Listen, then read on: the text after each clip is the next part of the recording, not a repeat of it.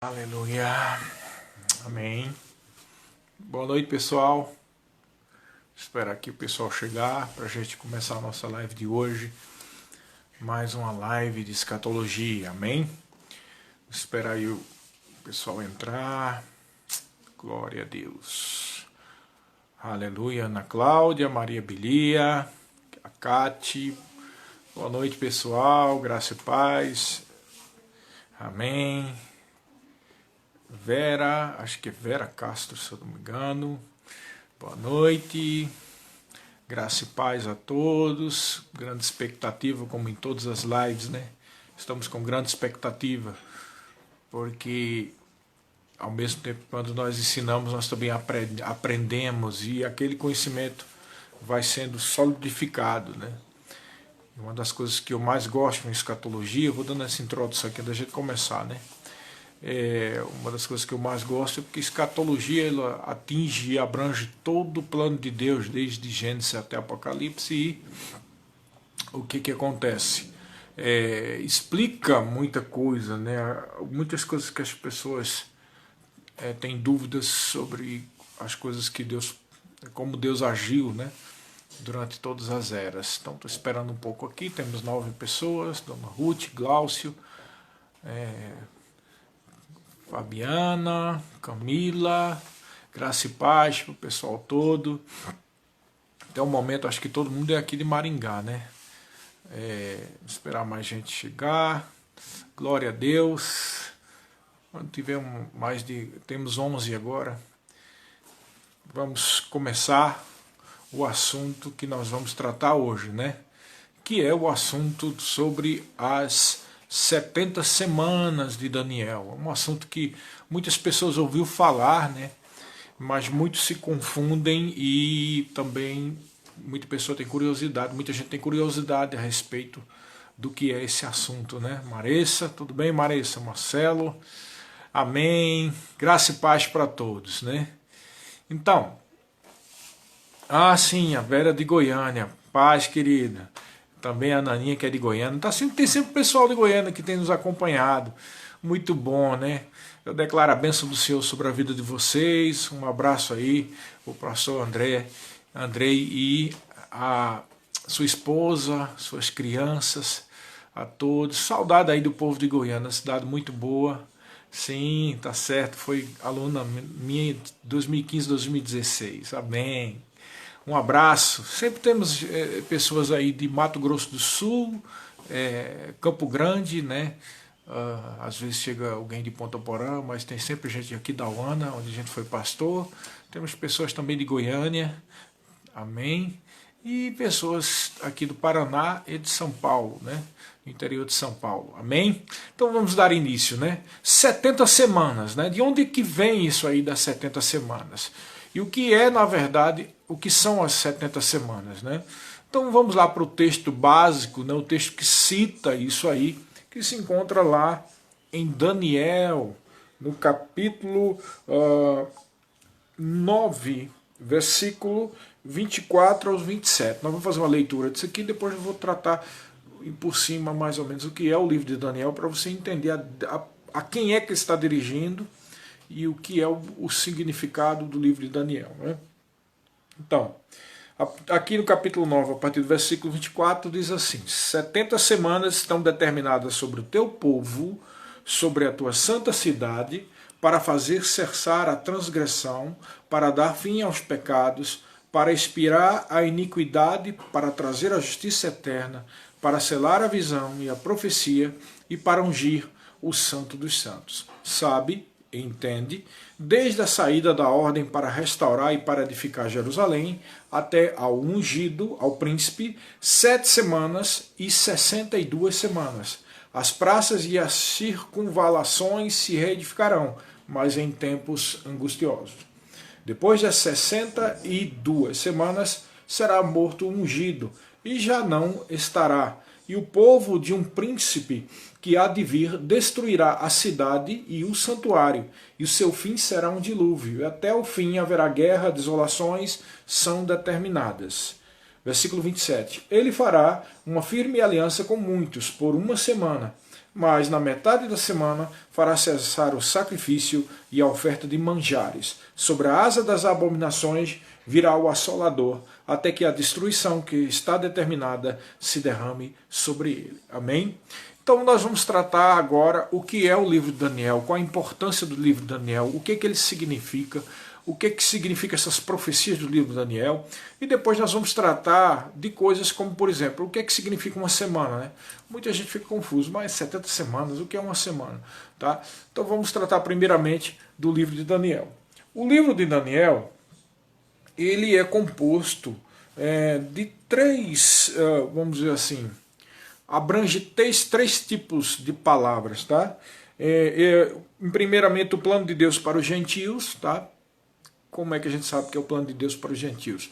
Lá no capítulo 2 e capítulo 7, nós vemos que no capítulo 2 a estátua de Nabucodonosor, que é um sonho que Nabucodonosor, que é um gentio, teve, e ali Daniel passa para ele, né, o que vai acontecer através daquelas visões, né, do que significa cada parte, porque a cabeça da estátua era de ouro, né, o peito era de prata, tá, o ventre de bronze, as pernas de ferro e os pés de ferro misturado com barro.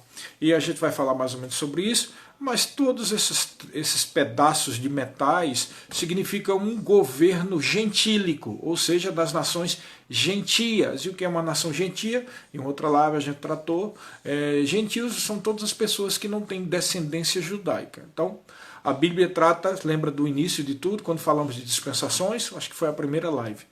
A Bíblia trata de três povos, com três povos. Os gentios, os judeus e a igreja. Quem são os judeus? Os judeus são todos aqueles que geneticamente são descendentes de Abraão, né? Esses são os judeus. Quem são os gentios? Os que não são descendentes de Abraão. E nós somos o quê? Nós fazemos parte do terceiro grupo, a igreja. A igreja é composta de gentios e judeus convertidos. Amém? Então existem profecias para os gentios, existem profecias para os judeus, existem profecias para a igreja. Aquela estátua de Nabucodonosor é uma profecia para os gentios, tá? Porque todos aqueles reinos são reinos gentílicos, tá bom, pessoal?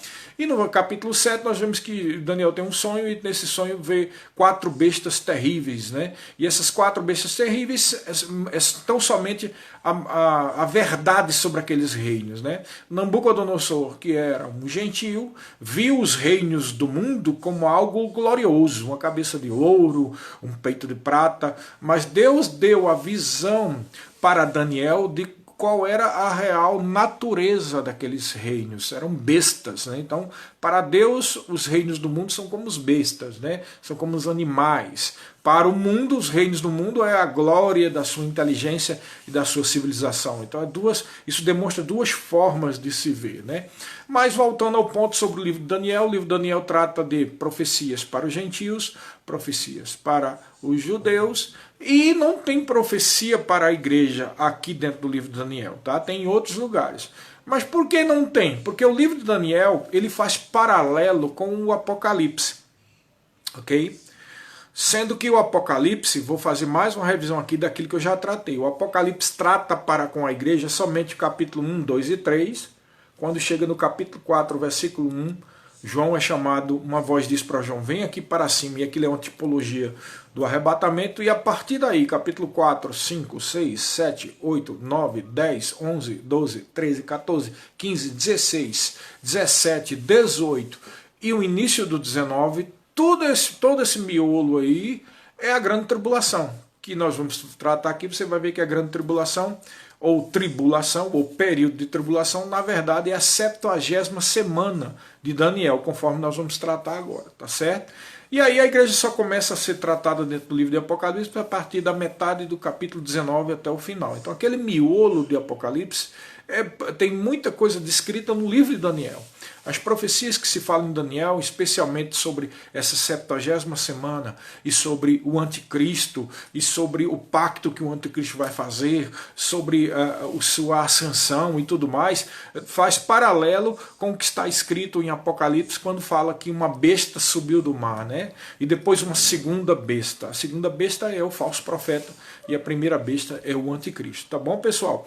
Então, se coloca aí, vê bem. No livro de Daniel, na verdade, o que pode ser aproveitado, né? O que pode ser aproveitado para nós, tudo, né? Claro, para a gente ter uma ideia do que vai acontecer. Mas com relação à igreja, é mais aqueles exemplos, né? E daquilo que aconteceu com Sadraque, Mesaque e Abednego e com Daniel, né?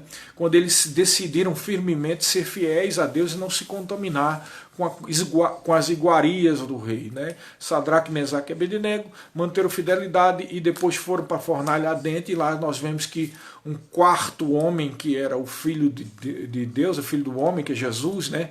Um aspecto como dos deuses, retirou eles de lá, e eles não tiveram problema nenhuma, né? Na verdade, o anjo de Deus protegeu eles, né? E aí eles saíram sem problema nenhum.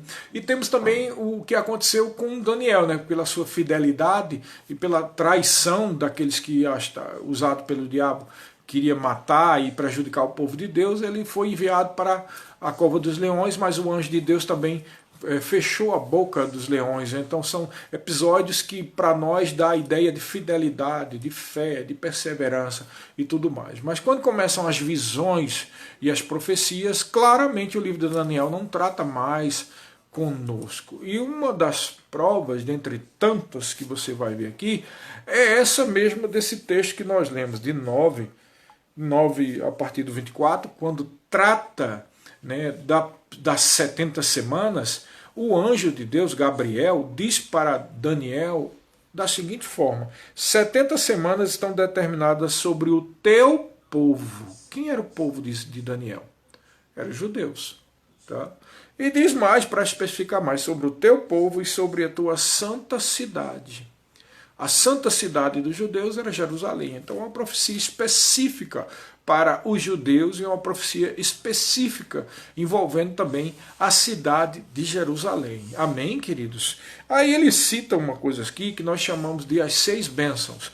Ele diz que tudo isso que vai acontecer é para, aí olha só, as bênçãos. Fazer cessar a transgressão, uma bênção.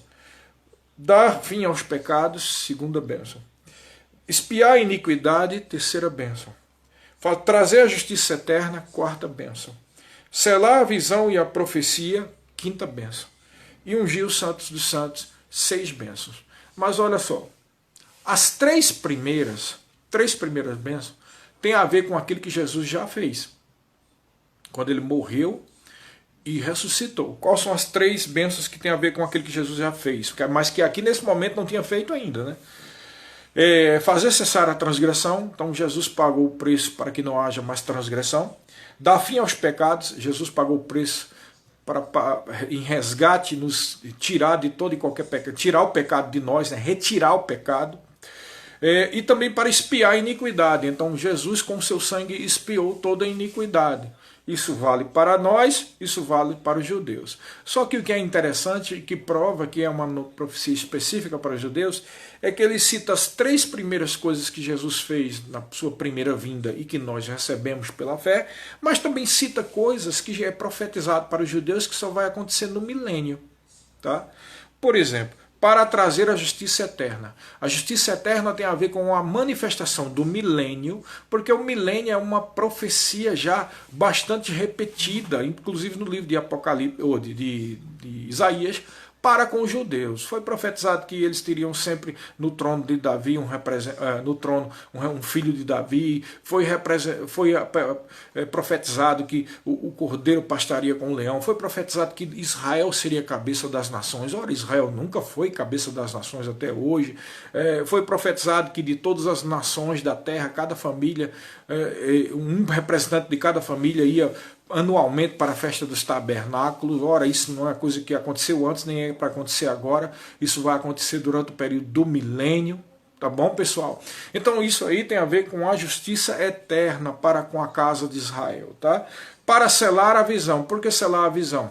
Selo da visão significa que foi finalizado, foi concretizado a visão. Então a visão de Deus para com o seu povo Israel só vai ser selada quando todas as profecias para com a casa de Israel forem cumpridas. E a última profecia que falta ser cumprida, o final, a última de todas, é a manifestação do milênio.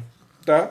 E terceiro é para ungir os santos dos santos. Que santos dos santos é isso? Ele não está falando aqui de ungir os santos dos santos no sentido espiritual, porque nós já temos acesso aos santos dos santos, mas os santos dos santos não precisa ser ungido, não é verdade? Nós temos acesso pelo novo e vivo caminho, pelo sangue de Jesus, ao santíssimo lugar, o santo dos santos. Nós temos acesso à própria presença de Jesus.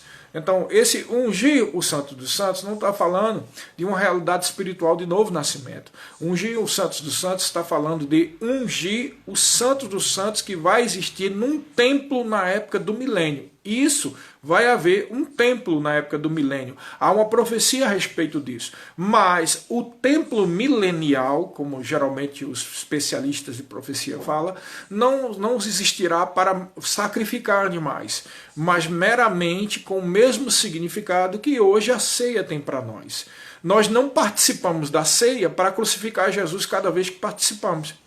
Também nós não somos justificados e santificados todas as vezes que participamos da ceia, porque a ceia é um memorial a respeito de algo que já foi feito nos céus eternamente aqui na terra, que é o sacrifício do Cordeiro e a nossa justificação dos nossos pecados pelo pagamento do sangue precioso de Jesus. Amém? Então a ceia não é como se a pessoa estivesse nascendo de novo. A ceia também não é a nova morte do Cordeiro. A ceia é um memorial, anunciando a morte do Senhor até que ele venha. Não foi isso que ele disse? Então, da mesma forma, o templo milenial será uma memorial a respeito do selar a visão, a respeito de que se cumpriu tudo aquilo que o Senhor profetizou a respeito de Israel. Amém? Está vendo como Deus trata também em particular com o povo de Israel? Ele não acabou, né? Tanto é que Israel foi perseguido, os judeus, mesmo sem ter Jesus, nem mesmo sem reconhecer Jesus como Messias, eles foram perseguidos durante muito tempo, né? Pela Inquisição, pelo Holocausto nazista, né? Regime nazista, mas não consegue destruir. Por que não consegue? Porque Deus está protegendo, porque Deus ainda tem algo para terminar com Israel, que não terminou. A visão precisa ser selada, o santo dos santos milenial precisa ser ungida, amém? E a justiça eterna, que é a própria, uma palavra que significa o milênio para com Israel, né, precisa se cumprir, ok, pessoal? Então, isso é maravilhoso demais, né? Então, ele diz aqui as 70 semanas. Então, vamos tratar especificamente das 70 semanas, que as pessoas confundem com esses numerais, né? 70 semanas. Se você vê aqui no texto que nós lemos, em Daniel capítulo 9, ele diz, a partir do 25, ele vai tratando, eu vou bem devagar aqui, tá? Mas antes de eu continuar, falta uma coisa que eu disse para você e ainda não ensinei, que é sobre semana. O que é semana, né? A palavra no hebraico, né, tem a ver com 7 dias, ou setes. Na verdade não é 7 dias, mas setes. A palavra tem a ver com setes. Semana em hebraico é setes, ok? Só que quando trata de profecia, quando Deus trata de semanas, ele está falando de semanas de anos, não de dias, ok? Assim como um ano profético não é de 365 dias, ele é composto de 360 anos. É um arredondamento, é um ano profético. Amém? Tá bom, pessoal? Então, vê bem, um ano profético é composto de 360 dias, tá? E uma semana profética é composta de 7 dias. Então, quando a Bíblia trata uma semana, ela está falando de 7 anos, tá? Então, aqui ele diz, a partir do versículo 25, sabe e entende, desde a saída da ordem para restaurar e para edificar Jerusalém, até ao ungido, ao príncipe, 7 semanas e 62 semanas. As praças e circunvalações se reedificarão, mas em tempos angustiosos. Então ele faz essa diferenciação. 7 semanas e mais 62 semanas. Tá? Por que ele faz 7, 62? Essas 7 semanas iniciais começam a contar com uma ordem, né, para a reedificação do templo. Essa ordem está descrita não no livro de Esdras, porque Inicialmente em Esdras, Israel começou a reconstruir, mas foi parado, interrompido. Em Neemias, capítulo 2, é que nós vemos a ordem do rei Artaxerxes, tá? E esse rei Artaxerxes, que eu, se não me engano é persa, né? Ele deu essa ordem e os especialistas conseguiram, né? Porque aí os especialistas em história, não precisa nem ir para o texto bíblico para descobrir. O rei Artaxerxes, ele deu essa ordem no seguinte ano aqui. Depois tem os meses e anos em hebraico, né? Judaicos, mas aqui nós podemos ter ideia exata de qual foi o dia em que o rei Artaxerxes deu essa ordem. Foi no dia 14 de março do ano 445 antes de Cristo, tá? 14 de março de 445 antes de Cristo, tá? A partir daí começa a contar as primeiras, as 7 semanas. Ora, eu disse a você que uma semana tem quantos anos? 7 anos. 7 vezes 7, não são 7 semanas? 7 vezes 7, 49. Que foi o quanto durou ainda o cativeiro, tá? Naquela época, tá bom? E aí ele diz aqui que vai ser reconstruído durante aquela época dos 49 anos, mas ia ter muitas dificuldades. A própria dificuldade porque o povo de Israel estava ainda sob domínio, né? E naquela época de Neemias você vê todo o sofrimento, inclusive aquele Sambalate, Tobias, aquele povo todo que estava tentando prejudicar a reconstrução dos muros de Jerusalém. É por isso que ele faz essas diferenciações. 7 semanas e depois 62. Essas 62 semanas, que são 62 vezes 7 anos, começa a contar depois dos 49 anos iniciais. Tá bom? Mas para fins proféticos, são 7 semanas mais 62. Quanto é que é 7 mais 62? 69. Ok? Então, do momento que saiu a ordem para reconstruir até o advento ou o aparecimento do ungido, 69 semanas. Quem é o ungido? Jesus. A verdade, ele é o Messias, e Messias, ou Machia no hebraico, significa o ungido, aquele que foi ungido. O Cristo, na verdade, é uma tradução para o grego, o nome original seria Machia, né? Por isso que, às vezes, alguns puristas dizem que o nome de Jesus não seria Jesus Cristo, porque já é uma tradução da tradução para nós, né? O nome correto seria Yeshua HaMashia, ou Jesus o Messias, ou Jesus o ungido, né? Na verdade, Jesus, até a tradução está errada, porque o nome dele é Josué, né? Yeshua é Josué. Jesus é uma tradução para o grego. Jesus Christus, ou Jesus Christus, é o grego, tá bom? E daí foi traduzido e ficou esse nome Jesus Cristo. Mas eu voltando ao ponto, Messias significa ungido. Então, o que a profecia está dizendo aqui é que haveriam 69 semanas desde aquele momento que o anjo disse para Daniel, né, desde o momento da ordem para restaurar os muros, a cidade e o templo, né, que foi no reinado do rei Artaxerxes, no dia 14 de março de 445 a.C., até o advento do ungido. Qual é a data que a gente considera como o advento do ungido? Não é o nascimento dele, né, nem o batismo. Por que não o batismo? Mas não foi ali que Jesus foi ungido pelo Espírito Santo? Sim, mas entenda que aqui é uma profecia para com o povo de Israel. Então, o Messias para com Israel só se manifestou no dia, lembra que ele tem nos evangelhos, no dia que ele entrou em Jerusalém e que todo mundo estava com os ramos, né, de palmeiras, dizendo, Hosana, Hosana, Hosana, bendito o que vem, em nome do Senhor, lembra disso? Aquele dia que é considerado profeticamente como o dia em que o Messias se manifestou para Israel. Tá? E também é possível encontrar historicamente que dia foi esse. Foi o dia 6 de abril do ano 32. Tá bom? Agora olha que coisa maravilhosa. Do dia em que o rei Artaxerxes deu a ordem para reconstruir Jerusalém, no ano 445, até o dia 6 de abril de 32, depois de Cristo, quando Jesus entrou em Jerusalém, sabe quantos anos dá? Eles dão em dias 173.880 dias, que são exatamente 69 anos proféticos de 360 dias. Que coisa linda! Então, a profecia se cumpriu literalmente. Literalmente.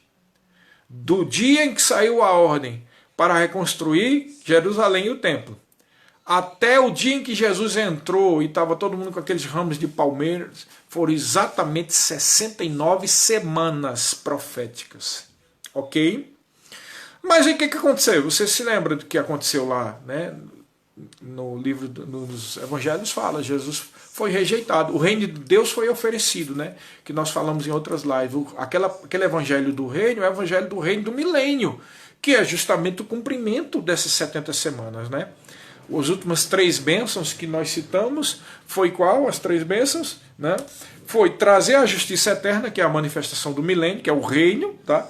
Selar a visão, que é a manifestação do milênio para terminar tudo que foi profetizado a respeito de Israel, e ungir os santos dos santos do templo milenial. Então essas 3 últimas bênçãos têm a ver com aquilo que foi prometido para Israel, o evangelho do reino. Lembra que alguém, acho que foi a Maressa, logo no início perguntou nas primeiras lives, o que significa, e esse evangelho do reino será pregado em todas as nações e então virá o fim. E nós falamos que esse evangelho do reino é o evangelho que foi pregado antes de Jesus morrer, é o evangelho do reino do milênio, é uma promessa a respeito dessas 3 últimas bênçãos aqui da 70ª semana, tá? E é por isso que o evangelho do reino, além de tudo isso, é pregado na 70ª semana, porque a 70ª semana, que é uma semana de 7 anos, é exatamente o período da grande tribulação, ou o período da tribulação, melhor dizendo. Ok? Por isso que nós dissemos que o período da tribulação ele tem que ter exatamente 7 anos. Nem 6 anos e meio, nem 7 anos e meio. É exatamente 7 anos proféticos. Por quê? Porque é a 70ª semana que falta se cumprir. Aí agora vamos explicar por que a 70ª semana falta se cumprir e nunca se cumpriu. Sabe por quê? Vamos ver o que é que está escrito aqui nesse livro de Daniel que nós estávamos lendo, lá no capítulo 9. Preste atenção. Você tem que prestar bem atenção para não perder as contas, tá bom? Então, diz aqui em Daniel capítulo 9, né? Que diz assim, ó, 70 semanas estão determinadas para o teu povo, e aí tem as 6 bênçãos, né? E ele diz, sabe, entende, olha só, desde a ordem para restaurar e para edificar Jerusalém, né, lá no reino do rei Artaxerxes, até o dia 6 de abril de 32, quando Jesus entrou, ou seja, o advento do ungido, de um príncipe, o príncipe Senhor Jesus, 7 semanas, 62 semanas, então 7 mais 62, 69, que se cumpriram aqui literalmente, tá? Então no versículo 26, preste atenção, depois das 62 semanas, das últimas 62, ou seja, quando Jesus aparecer, quando Jesus entrar em Jerusalém e pregando o evangelho do reino, aí ele diz, será morto o ungido. Então ele está falando que o Messias, o ungido, o Mashiach de Israel seria morto. É interessante aqui mesmo, no livro do Velho Testamento, está falando que o Messias seria morto e os judeus não creram, né? Na verdade, esse amortecimento veio a Israel para que nós tivéssemos chance. Eles eram a oliveira verdadeira, original, e nós somos a oliveira enxertada, a oliveira brava, que foi enxertada. Então isso era um mistério que estava oculto, né? Paulo diz, o mistério que estava oculto desde antes da fundação do mundo veio a se revelar em vós, que é Cristo em vós a esperança da glória. E um outro texto a respeito do mesmo mistério, em Efésios, ele diz que judeus e gentios fazem parte do mesmo corpo. E isso mostra claramente que Deus protegeu a noiva do filho dele para que o diabo não prejudicasse o nascimento da noiva. Em nenhum momento no Velho Testamento há profecias a respeito da noiva do período da igreja, né? É por isso que o diabo não entendia. Porque às vezes as pessoas perguntam assim, mas por que o diabo é burro? Não, o diabo não é burro não, viu, querido? Ele não é burro, ele está submetido aos princípios espirituais. E tanto ele não é burro que Deus teve o cuidado de não mostrar durante o Velho Testamento o projeto dele a respeito do surgimento da noiva. Então é por isso que o diabo tentava matar Jesus, Você está entendendo? Ele tentava matar Jesus, não era porque ele acreditava que o projeto de Deus não ia se cumprir, é que ele queria postergar, porque ele teve exemplo antes, né? Quando ele levou o povo de Israel à infidelidade, ele postergava o projeto, ele postergava, sempre postergava. E como as profecias a respeito do Messias envolvia o evangelho do reino, que era para Israel, ele não tinha ideia, né? Mesmo com a sua inteligência, mas como não estava na Bíblia, e ele sabia que Deus cumpre o que está na Bíblia, não estava claro na Bíblia, ok? Por isso que ele foi enganado. Deus não permitiu que o diabo soubesse o nascimento da igreja. E é por isso que ele tentava matar Jesus, tentava afligir Jesus, tentava prejudicar Jesus. Ele não sabia que com a morte e ressurreição de Jesus não seria só os judeus, né? Ainda mais para ele, os judeus estavam debaixo do maior império da época, que era o Império Romano, tá? Os judeus não estavam sobre o reinado de Davi ou de Salomão, tendo a sua glória. E é por isso que o diabo tentava matar Jesus, na esperança de postergar, deixar para depois, tá entendendo?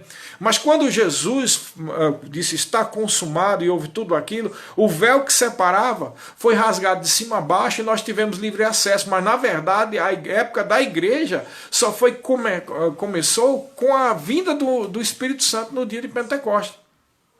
Ok? E aí sim cumpriu-se um mistério que estava oculto. Estava oculto porque nem os demônios, nem anjos, nem ninguém sabia dessa profecia, desse mistério. Porque a igreja era um mistério, ou seja, estava escondido, estava oculto. Porque a igreja é a noiva reservada, separada para o noivo Jesus. Ok, queridos? Mas presta atenção. Ele disse que será morto ungido e já não estará. É interessante esse texto, mas às vezes você passa por cima e não presta atenção em detalhes. Ele está dizendo que o ungido de Israel, ou o Messias, já não estará. Já não estará? Mas o que que... Você lembra que Jesus falou lá em Mateus? Ele disse assim, depois que os judeus não quiseram receber, ele disse: Jerusalém, Jerusalém, que matas e apedrejas os que te foram enviados. Quantas vezes eu te quis aninhar debaixo das minhas asas, como a galinha põe debaixo das suas asas os seus pintinhos, mas vós não quisestes. Eis que a vossa casa ficará deserta, e não me vereis mais, até que digais, bendito que vem em nome do Senhor. Veja, a vossa casa ficará deserta, tá?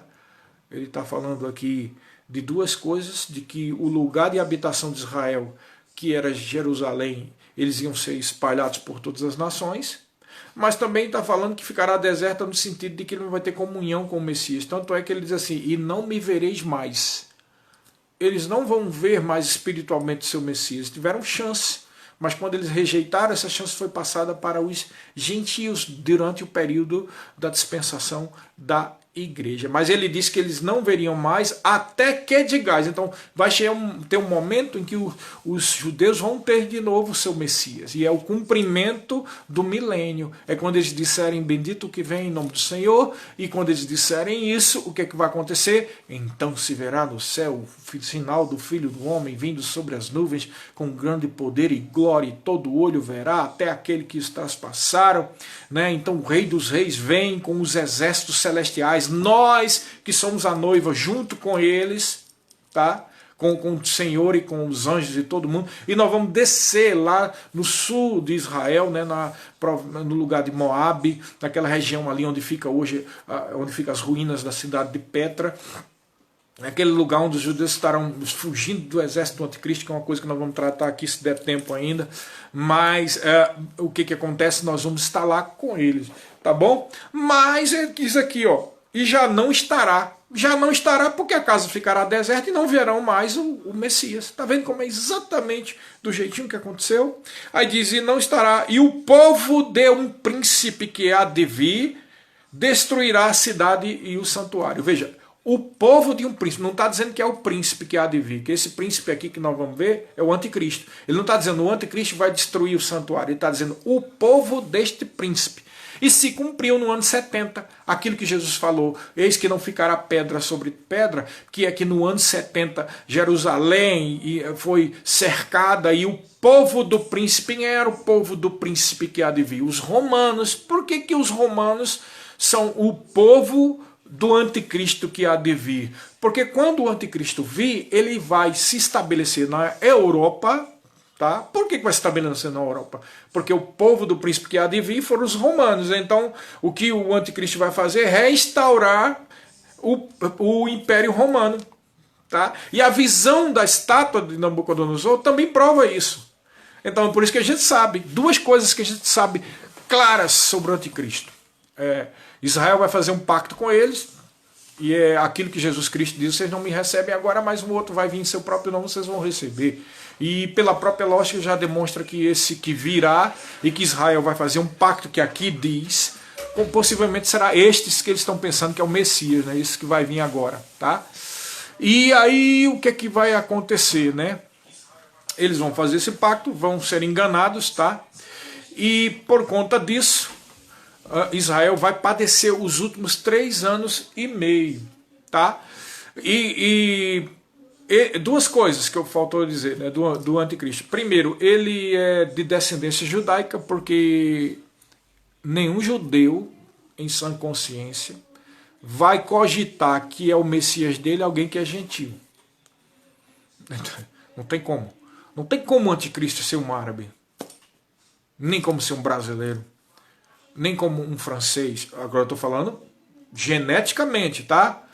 Mas pode ser um brasileiro que tem ascendência judaica, pode ser um francês que tem ascendência judaica, e pode ser um árabe que tem família judia, ok? Vocês estão entendendo?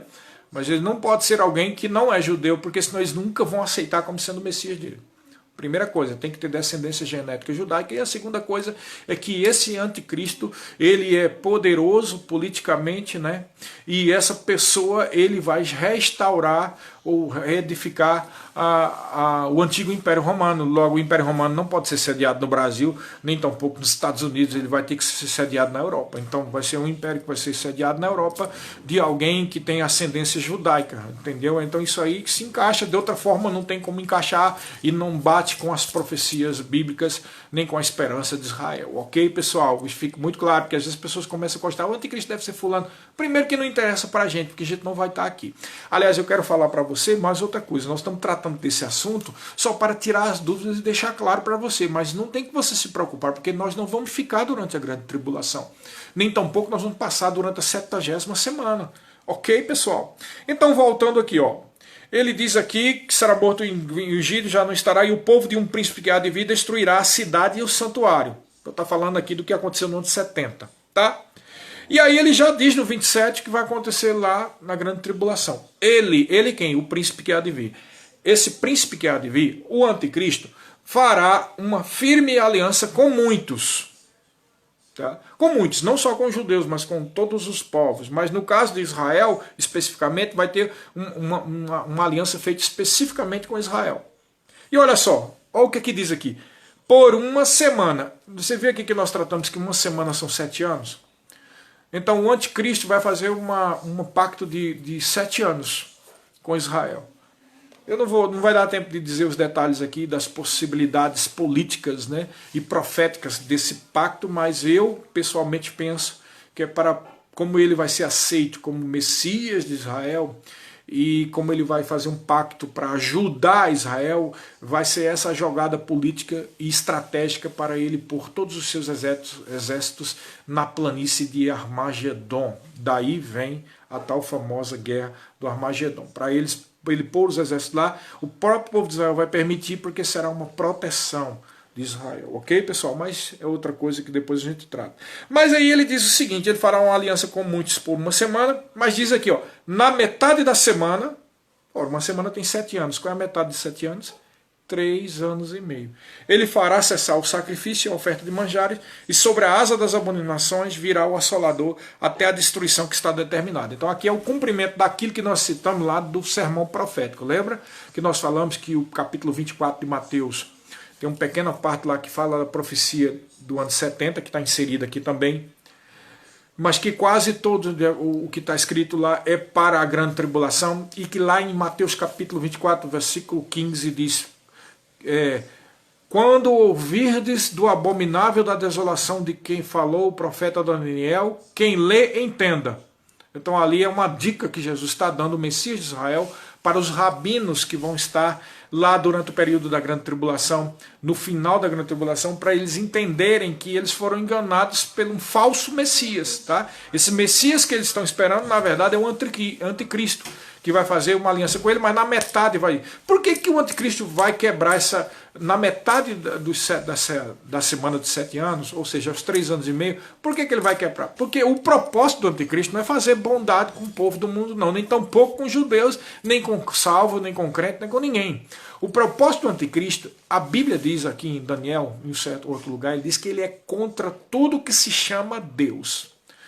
Então, o projeto do anticristo é acabar todo tipo de religião. Tá? E então você já começa a perceber algo que fica rondando aí, né?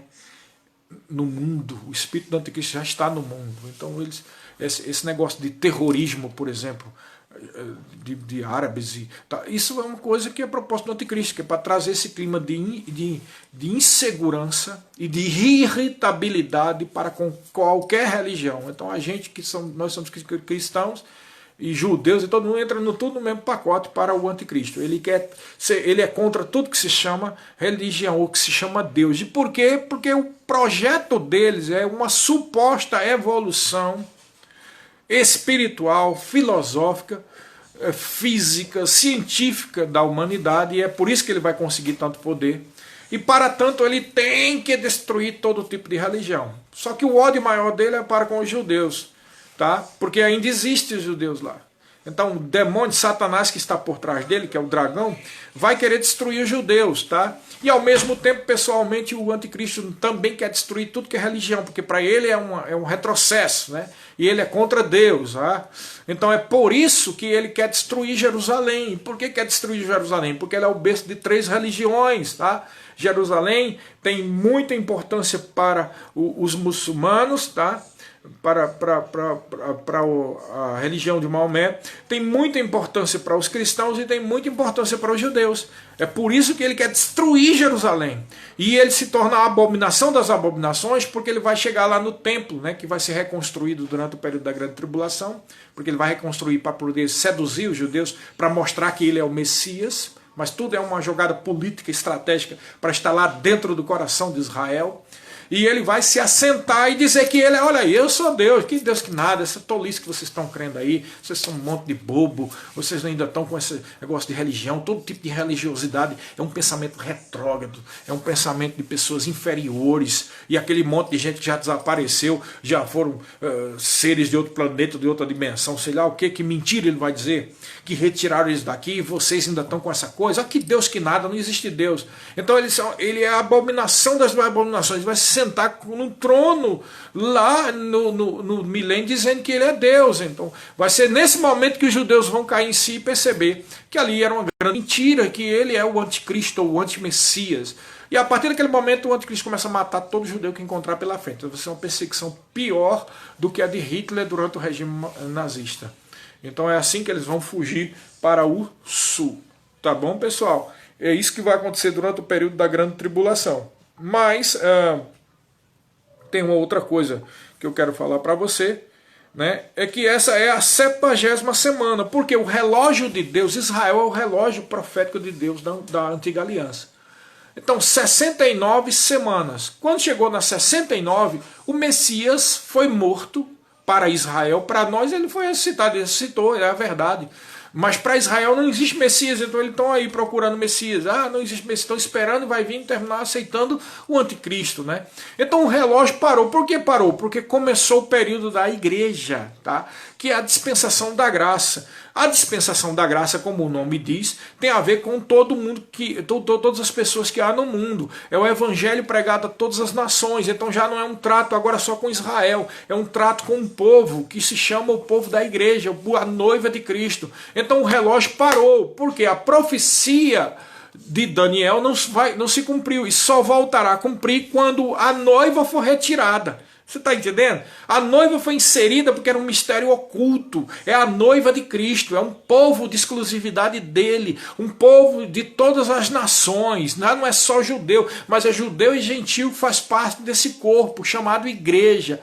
Então esse povo, quando for retirado daqui, que é o dia do arrebatamento, da ressurreição dos mortos em Cristo. Nesse dia, o que é que acontece? Aquele que está impedindo o anticristo de se manifestar, que é o Espírito Santo, que é o guarda-costas da igreja, que está protegendo a igreja, o Espírito Santo que unge a igreja, o Espírito Santo que se move na igreja, para que através da pregação da palavra temperada com sal, por isso que nós somos o sal da terra, para não apodrecer esse mundo, e também luz do mundo, porque essa palavra traz luz para todos os povos, e aí quando essa igreja sair, o Espírito Santo vai continuar aqui, mas ele vai soltar livre o anticristo, porque agora começa a 70ª semana.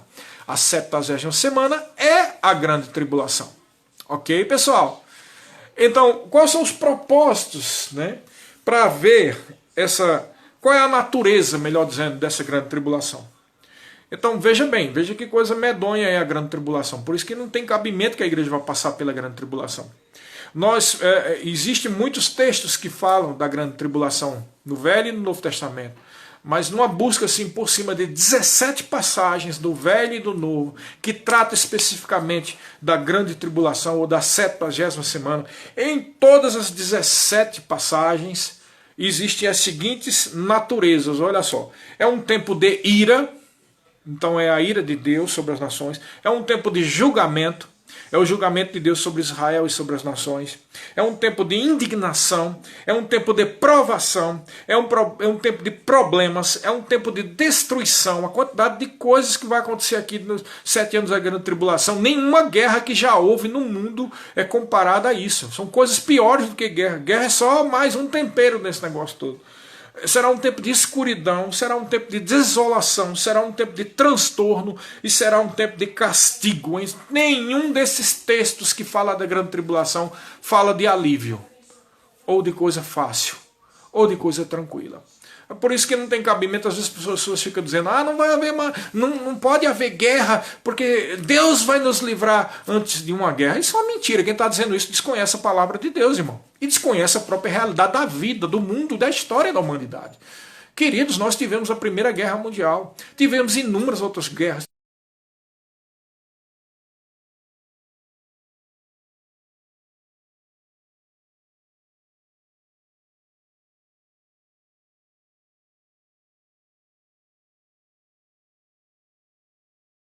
Sempre de trazer uma mensagem de esperança e de fé. Mas a mensagem de fé, irmãos, está na palavra. Quando a Bíblia diz que tudo que nós passamos exteriormente é uma leve e momentânea tribulação. Quando a Bíblia fala que Deus é o nosso protetor, o nosso provedor, o nosso guarda. Isso é verdade, você tem que crer nisso. Você não tem que crer pelas coisas que vocês estão vendo. Então tem pessoas que dizem assim, não, pastor, mas será que pode ter uma terceira guerra mundial? Claro que pode ter uma terceira guerra mundial e nem por isso é a grande tribulação, porque o que está escrito na grande tribulação é muito pior do que uma terceira guerra mundial. É muito pior do que Covid-19. É muito pior do que qualquer coisa que já aconteceu, irmão. São 7 anos de ira de Deus. Né? O mundo jaz no maligno. Esse mundo tem essas coisas. Tem guerra, tem conluios, tem roubos, tem assassínios. E é por isso mesmo que nós devemos crer na proteção do Altíssimo. Nós somos a noiva de Cristo, somos protegidos. Amém? Quando nós falamos que nós não vamos passar pela grande tribulação, não estamos dizendo que não vai ter uma guerra, ou que não vai ter uma coisa como essa que está acontecendo desse Covid-19. Não estamos dizendo isso. Nós estamos dizendo que nós não vamos passar pela grande tribulação, pelos 7 anos, que é muito pior do que tudo isso que você tem visto aí. O problema é que nós somos uma geração, desculpa, uma mimada, uma geração, nós nascemos, eu mesmo com meus 54 anos de idade, e até mesmo o meu pai nasceu em 1939, né? Meio no período da guerra, mas ele era bebê, ele era criança, não tinha ideia. Mas nossa geração, quem tem de 65 anos para cá, são todas pessoas que nasceram só ouvindo falar de guerra no exterior. A gente nunca passou em guerra nenhuma, nunca passamos por grande tribulação de guerras ou de fomes, e a gente não tem ideia. E para a mente da gente que não percebe o que é isso, quando se fala de uma possibilidade de guerras e de fomes e de doenças, a gente pensa logo que é a grande tribulação, mas isso não é a grande tribulação, pessoal. creia na proteção que há do Altíssimo, independente de qualquer coisa, se haja perseguição contra a igreja, se tenha mais pestes ou doenças, ou se comece uma terceira guerra mundial, nós não seremos atingidos. Creia nisso individualmente. Você é filho de Deus e você é protegido, amém? Mas o que eu estou dizendo sobre isso é que a grande tribulação é muito pior do que as pessoas imaginam. Não é tempo de alívio não, irmão. É um tempo de sufoco, e por si só não tem sequer cabimento que uma coisa dessa tão ruim, é tantos juízos, tantas pragas. Pra você ter ideia, caiu um asteroide do céu, quando está lá na época das trombetas, nos primeiros 3 anos e meio, cai um asteroide do céu e mata muita gente, irmão. A poeira desse asteroide sobe para o céu, fecha a luminosidade do céu e muita gente morre. Você já pensou o que é isso? Os cientistas falam até que foi por isso que os dinossauros foram extintos. Irmão, você já pensou que desgraça é essa? Não tem nada que se compare com um negócio como esse, irmão. Feras do campo que atacam o povo, o guerra do Armagedon que não para durante os 7 anos da grande tribulação, pragas, doenças, pestes, muita coisa junto em 7 anos. Tá? Porque o anticristo vai estar solto, o diabo vai estar solto, né? Fazendo pior do que já foi feito até hoje. Sem a presença da igreja, porque a igreja é o sal da terra e a luz do mundo. Então nós não vamos passar por isso. Amém, queridos? Mas olha só, o propósito da tribulação, para que tem tribulação? Para que isso? Né? As pessoas perguntam. Bom, primeiro, para preparar a nação de Israel para o Messias, né? Porque é a 70ª semana. Então, a última semana, como disse o anjo lá, diz o quê? Para ungir o Santo dos Santos, para trazer a justiça eterna. O que ele está dizendo é que todas essas bênçãos é para cumprir, selar a visão a respeito de tudo que Deus profetizou para com Israel. E como Israel está esse tempo todo sem aceitar Jesus, sem aceitar o seu Messias, isso estou falando nacionalmente, não estou falando de um indivíduo. Há muitos judeus que receberam Jesus e eles estão salvos, fazem parte da igreja. Tá? Eu estou falando isso como nação. A nação de Israel precisa ser preparada para o seu Messias e para o advento do milênio, quando enfim Israel será cabeça das nações, quando enfim haverá de cada família da terra um representante indo para a festa dos tabernáculos, quando enfim Israel será o principal nação, a principal nação de todo o mundo. Você entendeu isso? É uma coisa que ainda vai se completar. Tá? Então precisa ser preparado. O segundo propósito da tribulação é derramar o juízo sobre homens e nações. Tá?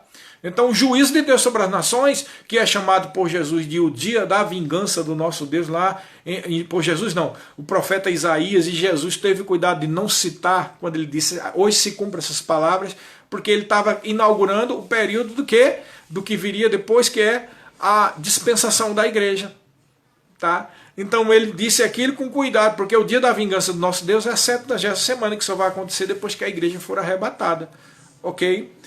É também chamado de o dia da angústia de Jacó e tudo mais. E lá na 70ª semana, que é a grande tribulação, 70ª semana e grande tribulação é a mesma coisa, tá? Grande tribulação, período de angústia para Jacó, 70ª semana, são tudo sinônimos do mesmo período, que nós não vamos passar, graças a Deus, tá? Então lá haverão 3 tipos de juízos, 7 selos, 7 trombetas e 7 taças, tá? E no período dos 7 selos, que está lá desde Apocalipse 6:1, quando começa a ser quebrado o primeiro selo. E logo que quebra o primeiro selo, vem o primeiro cavaleiro montado num cavalo branco. Ali está falando do advento do anticristo.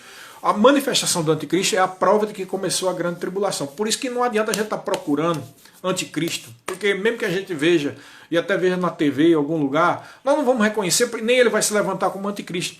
Ele só vai se levantar como anticristo quando a igreja for retirada daqui, quando o primeiro selo é quebrado, e aí o primeiro cavaleiro montado no cavalo branco vai aparecer, pregando paz e tudo mais. É a manifestação do anticristo, ou o falso Messias que Israel vai receber. E aí começa a grande tribulação. Capítulo 6, versículo 1. E isso vai, o 7º selo é quebrado em Apocalipse 8, versículo 1, tá? Nesse período aí surge o que? Os 4 cavaleiros, surge o anticristo, que é a besta, e surge o falso profeta. Eu costumo dizer que o falso profeta, ele é uma espécie de marqueteiro do anticristo, tá? Ele é que faz propaganda, ele diz, olha, ele vai chegar para os judeus e dizer, ele é o Messias de você. Ele vai chegar para as pessoas que são envolvidas com esoterismo e vão dizer, ele é o Maitreya, é o avatar da nova era. Ele vai chegar para falsas igrejas pseudo-cristãs e vão dizer que é o Messias Jesus que retornou, tá? Ele vai fazer a propaganda, ele é o falso profeta e ele é o chefe da falsa religião chamada de Babilônia. Tá? Isso tudo surge, e surge então a trindade satânica, porque como Satanás quer imitar Deus em todas as coisas, e Deus é Pai, existe o Filho e o Espírito Santo, Satanás vai fazer a mesma coisa, né? Ele vai tentar fazer a mesma coisa, né? Então, qual é a trindade satânica? É o dragão, a besta e a segunda besta, né? Ou Satanás, o anticristo e o falso profeta.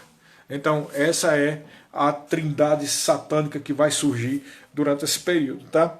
E depois desses 7 selos, o último selo, quando é quebrado, ele inaugura a primeira trombeta, que são 7 trombetas, que começam lá de Apocalipse 8:6 até Apocalipse do 11:19. Nesse período aí das trombetas, é quando cai essa pedra chamada estrela absinto e cai um monte de coisa. E também é levantado 144 mil judeus, né? Eu falei aqui já várias vezes que Apocalipse 4 e Apocalipse 14 fala que são 144 mil judeus. A literalidade da interpretação não deixa dúvida. 12 mil de Naftali, 12 mil de Zebulon, 12 mil vai dizendo de cada uma das tribos, né? São 144 mil, 12 vezes 12 mil, 144 mil judeus. E por que Deus levanta 144 mil judeus? Um dos principais motivos é para pregar o evangelho do reino, se cumprir aquela profecia de Jesus. Então será pregado o evangelho do reino. Que reino? O reino do milênio. Para quem? Para os judeus especificamente, tá? Porque 144 mil são levantados, e é por isso que eles são judeus, que é para os seus compatriotas judeus terem a abertura, porque senão não vai ouvir nada de cristão. Judeu não quer ouvir nada de cristão. Eles são ensinados desde criancinha de que os católicos perseguiram eles durante a Inquisição e que os evangélicos perseguiram eles durante o Holocausto nazista, porque os judeus eram denunciados por protestantes lá na Áustria e na Alemanha, né? Bem como por alguns católicos da Polônia também, então em vários lugares. Então eles são ensinados que os cristãos detestam eles e que não têm interesse neles e que os cristãos foram usados para perseguir eles, então eles não aceitam nada de cristão, irmão. Claro que há variadas, né? Pessoas que não são tão judeus, que não são tão assim extremistas, ele, pela atuação do Espírito Santo, houve a pregação de algum pregador, algum irmão, alguma irmã, e é esses que se convertem aqui e acolá. Mas no geral, eles não querem saber de pregação de cristãos, e é por isso que Deus, no seu cuidado para com o povo de Israel, que ele ama e que ele quer cumprir as suas profecias sobre eles, levanta 144 mil judeus para pregar o evangelho do reino. Então, quando chega naquela fase, Jesus disse, então será pregado esse evangelho do reino a todas as nações, então virá o fim. O fim são os últimos 3 anos e meio, que é as últimas juízos, são as 7 taças, tá? Mas continuando ainda as 7 trombetas, surgirá os 144 mil, são mortos e são ressurretos. Surgem também as 2 testemunhas que lá em Apocalipse capítulo 11, que vale salientar, são 2 homens, tá? Não são 2 instituições, nem 2 povos, tá? São 2 homens. Como é que a gente sabe disso? Primeiro, pelo próprio arcabouço profético, de que as únicas pessoas que não morreram foi o quê? Elias e Enoque, porque eles foram levados aos céus. E eles são 2 testemunhas, são 2 oliveiras que estão diante de Deus. Então, são os 2 que nunca foram mortos. E é por isso que eles vêm, profetizam e são mortos e depois são ressuscitados. O segundo ponto é que esse mesmo texto de Apocalipse 11 diz que os cadáveres dessas 2 testemunhas estarão em uma praça em Jerusalém. Irmão, qual é a praça em Jerusalém que vai caber cadáveres, supostamente, se for o caso, de milhões de pessoas da igreja ou dos judeus, etc., como alguns sustentam? Isso é um absurdo. Então, pela própria literalidade da profecia e pelo fato de haver esse detalhe que Enoque e Elias não morreram ainda, dá bastante substância de que essas 2 testemunhas são 2 homens profetas que vão profetizar e depois são mortos e depois são ressuscitados, tá? Depois também surgem essas 2 testemunhas, tá? E aí, quando a última trombeta, começa as 7 taças, que é o fim que Jesus falou, que são os últimos 3 anos e meio. E essas 7 taças têm os piores juízos, né? Depois que terminam as taças, aí é que finaliza a guerra do Armagedon, quando ali os judeus finalmente reconhecem Jesus como seu Messias, né? Quando leem possivelmente o texto de Mateus, que foi preparado para ele, quando Jesus Cristo disse: quem lê, entenda. Quando virdes o abominável da desolação, quando vocês virem isso, fujam. Jesus nunca mandou a igreja fugir, irmão. Então ele está falando claramente com o povo que ele cuida, o Messias de Israel, e como Israel até este momento ainda não tem aceitado Jesus como Messias, não são salvos, e mesmo que fossem, alguns estão dentro do período da grande tribulação, quando o anticristo age e não há proteção do Espírito Santo, né? Entendeu tudo isso? Por isso que Jesus diz: fuja, fuja, fuja. Quem vão para os montes, vão para o deserto, ele manda fugir, tá? Por quê? Porque a salvação virá no momento que as lideranças de Israel, lendo esse texto, reconhecendo que é o Messias dele, 2000 anos antes, tendo cuidado deles, vão reconhecer que Jesus é o Messias e vão dizer: bendito que vem em nome do Senhor. Então vai haver um fenômeno imenso nos céus e nós voltaremos com o Senhor e vai ser inaugurado o milênio aqui nessa terra. E sim, as 3 últimas bênçãos lá de Daniel 9 se cumprem para com o povo de Israel. Está terminando agora, pessoal. Eu sei que é muito assunto, muita coisa, mas nós temos lá no nosso canal gravado para você, amém? Seja abençoado, espero que tenham aprendido sobre as 70 semanas de Daniel, em nome de Jesus.